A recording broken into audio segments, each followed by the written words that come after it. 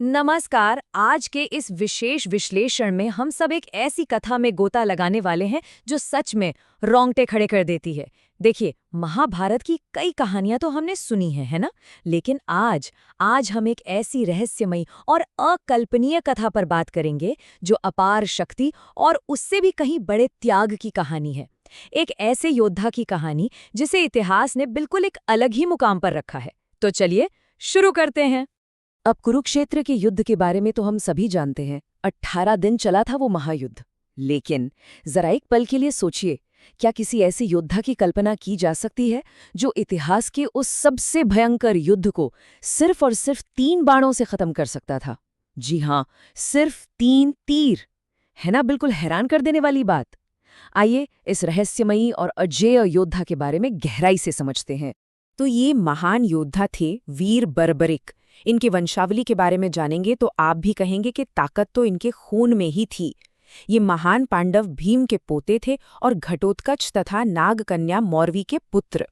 अब बचपन से ही बर्बरिक में जो ताकत थी वो तो गजब की थी ही, लेकिन सबसे खास बात क्या थी?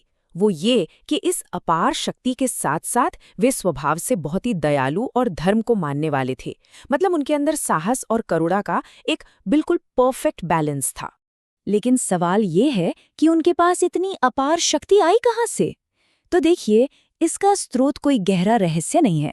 अपनी युद्ध कला को एकदम टॉप लेवल तक ले जाने के लिए बर्बरिक ने भगवान शिव की बहुत ही कठोर तपस्या की।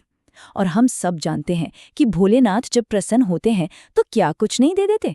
बर्बरिक की इस असीम भक्ति से प्रसन्न होकर भगवान शिव ने उन्हें एक ऐसा वरदान दिया जिसने उन्हें सचमुच अजेय बना दिया। कोई उन्हें हरा ही नहीं सकता था। और वो वरदान क्या था? ये जो नंबर है ना 3, ये इस पूरी कहानी में बहुत ही ज्यादा महत्वपूर्ण है। भगवान शिव ने उन्हें वरदान में 3 अमोघ बाण दिए। अमोघ यानी जो कभी खाली नहीं जाते। ये कोई मामूली लकड़ी और लोहे वाले तीर नहीं थे, बिल्कुल नहीं। इन चमत्कारी 3 बाणों की वजह से ही बर्बरिक को पूरी दुनिया में 3 बाणधारी के नाम से जाना गया। अब आप सोच रहे होंगे कि सिर्फ 3 बाणों से युद्ध कैसे खत्म हो सकता है? तो आइए इन बाणों की एकदम अचूक और सच कहूं तो थोड़ी खौफनाक काम करने की तकनीक को समझते हैं। देखिए, पहला बाण क्या करता था? वो सभी दुश्मनों को टारगेट यानी चिन्हित कर देता था। दूसरा बाण आपके जो मित्र हैं उन्हें एक सुरक्षा कवच दे देता था। और फिर आता था तीसरा बाण, जो पलक झपकते ही उन सभी टारगेट किए गए दुश्मनों का नामो निशान मिटा देता था। मतलब बिना किसी बड़ी सेना के चुटकियों में पूरा का पूरा युद्ध खत्म। इतनी विनाशकारी क्षमता थी इन बाणों में। खैर, जब कुरुक्षेत्र का महायुद्ध बस शुरू ही होने वाला था, तब बर्बरिक में अपनी माता मौरवी से युद्ध में जाने की आज्ञा मांगी। और तभी उनकी माता ने एक ऐसा ऐतिहासिक वाक्य कहा जिसने सचमुच पूरी कहानी पलट कर रख दी। उन्होंने कहा, पुत्र, हमेशा हारने वाले पक्ष का साथ देना। बस ये एक ऐसा भारी भरकम वचन था ना, जो आगे चलकर इस पूरी कथा का रुख और कुरुक्षेत्र का पूरा भविष्य ही बदल देने वाला था। अपनी माता को दिए गए इस वचन को अपने दिल में उतारकर बर्बरिक पूरे दृढ़ निश्चय के साथ अपने उस नीले घोड़े पर सवार होकर युद्ध भूमि की ओर निकल पड़े। जरा उस दृश्य की कल्पना कीजिए, कितना अद्भुत और शक्तिशाली दृश्य रहा होगा वो। एक ऐसा योद्धा जो अकेले दम पर किसी भी सेना को जिता सकता था। वो अपनी माता के वचन से बंधा हुआ पूरे आत्मविश्वास के साथ कुरुक्षेत्र की ओर बढ़ रहा था। लेकिन रुकिए, कहानी में सबसे बड़ा ट्विस्ट तो यहीं आता है। रास्ते में उन्हें एक बिल्कुल साधारण सा दिखने वाला ब्राह्मण मिलता है, पर असल में वो कोई साधारण ब्राह्मण नहीं थे। वो तो स्वयं भगवान श्री कृष्ण थे, जो अपना रूप बदल कर आए थे। क्यों? क्योंकि वो इस महान योद्धा की उस अतुलनीय शक्ति का टेस्ट लेना चाहते थे। वो खुद देखना चाहते थे कि क्या सच में बर्बरिक उतना ही शक्तिशाली है जितना कहा जा रहा है। तो उस ब्राह्मण रूपी कृष्ण ने बर्बरिक को एक बड़ी ही अनोखी चुनौती दे डाली। उन्होंने कहा, अगर तुम इतने ही बड़े धनुर्धर हो तो अपने एक ही बाण से इस पीपल के पेड़ के सारे पत्तों को छेद कर दिखाओ।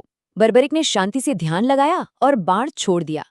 बाण ने सरसराहट के साथ हर एक पत्ते को भेद दिया और फिर अचानक वो बाण कृष्ण के पैर के पास आकर गोल गोल मंडराने लगा। क्यों? क्योंकि कृष्ण ने बड़ी ही चालाकी से एक पत्ता अपने पैर के नीचे छुपा लिया था।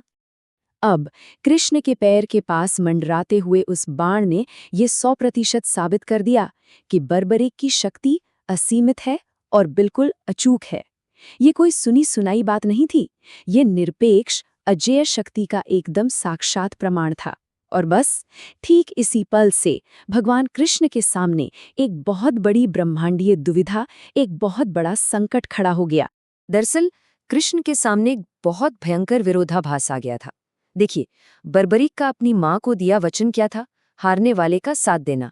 अब कृष्ण अच्छे से जानते थे कि अगर बर्बरीक युद्ध के मैदान में उतरे तो कौरवों के हारने पर वो उनकी तरफ से लड़ेंगे, उनके प्रहार से पांडव हारने लगेंगे, तो वचन के अनुसार वो फिर पांडवों की तरफ आ जाएंगे, फिर कौरव हारने लगेंगे, और ये सिलसिला चलता ही रहेगा। इस तरह पूरे युद्ध का बैलेंस पूरी तरह तहस-नहस हो जाएगा और अंत में केवल और केवल बर्बरीक ही अकेले जीवित बचेंगे और कोई नहीं। तो इस महायुद्ध और पूरी सृष्टि के संतुलन को बचाने के लिए भगवान कृष्ण को एक अत्यंत ही कठोर कदम उठाना पड़ा। उन्होंने उसी ब्राह्मण के रूप में बर्बरीक से एक दान मांगा, और पता है वो दान क्या था? उन्होंने बर्बरीक का स्वयं का शीश ही मांग लिया, जिसे हम शीश दान कहते हैं। जरा सोचिए, ये दान और परोपकार की बिल्कुल चरम सीमा थी। अपनी ही जान मांग ली गई। और बर्बरीक ने क्या किया? बिना एक भी क्षण का संकोच किए, बिना कोई सवाल पूछे, बर्बरीक ने खुशी खुशी अपना सिर काटकर दान कर दिया। इसे हम किसी योद्धा की हार या कोई दुखद अंत नहीं कह सकते, बिल्कुल नहीं, बल्कि ये तो त्याग, वीरता और भगवान के प्रति सच्ची भक्ति का दुनिया में सबसे बड़ा उदाहरण है। अपने वचन के लिए, अपने धर्म के लिए अपना सब कुछ न्यौछावर कर देना, यही तो असल में सच्चा त्याग है। बर्बरीक के इस असीम त्याग और निस्वार्थ बलिदान को देखकर स्वयं भगवान कृष्ण भी अत्यंत प्रसन्न हुए और बहुत भावुक भी हो गए। उन्होंने उसी वक्त बर्बरीक को एक बहुत ही अद्भुत वरदान दिया, एक ऐसा दिव्य आशीर्वाद जिसका सबसे ज्यादा असर आने वाले युग में, यानी आज के समय में, हमारे इस कली युग में होने वाला था। अब चलिए देखते हैं कि महाभारत की ये प्राचीन कथा आज के आधुनिक समय से कैसे जुड़ती है। कृष्ण ने उन्हें वरदान दिया कि कलयुग में बर्बरीक स्वयं उनके नाम से, यानी श्याम के नाम से पूजे जाएंगे। और आज आप देख ही सकते हैं, राजस्थान के खाटू श्याम जी मंदिर में हर साल लाखों करोड़ों भक्त दर्शन के लिए आते हैं।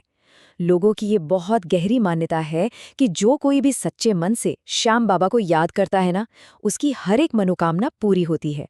तो इस पूरी विस्तृत चर्चा का, इस कथा का सबसे गहरा संदेश क्या निकलता है? ये पूरी कथा हमें जीवन के दो सबसे मजबूत स्तंभों की याद दिलाती है, वचन पालन और त्याग। वीर बर्बरीक की ये कहानी हमें साफ साफ सिखाती है कि अपनी दी हुई बात पर हमेशा अडिग रहना और किसी बड़े उद्देश्य के लिए बिना किसी स्वार्थ के अपना सब कुछ त्याग देना, यही इंसान के जीवन का सबसे बड़ा और सच्चा धर्म है। अब इस विश्लेषण को हम एक अंतिम लेकिन बहुत ही गहरे विचार के साथ समाप्त करेंगे। जरा अपने आप से पूछिए, क्या सच्ची शक्ति सचमुच उन खतरनाक और अजेय हथियारों में होती है जो हम धारण करते हैं, या फिर उस परम त्याग में होती है जो हम अपने धर्म और अपने वचन के लिए करने को तैयार रहते हैं? ये एक ऐसा सवाल है जो शक्ति, भक्ति और समर्पण के असली मायने को सोचने पर मजबूर कर ही देता है। इस चर्चा से जुड़ने के लिए आपका बहुत बहुत धन्यवाद। जय श्री श्याम।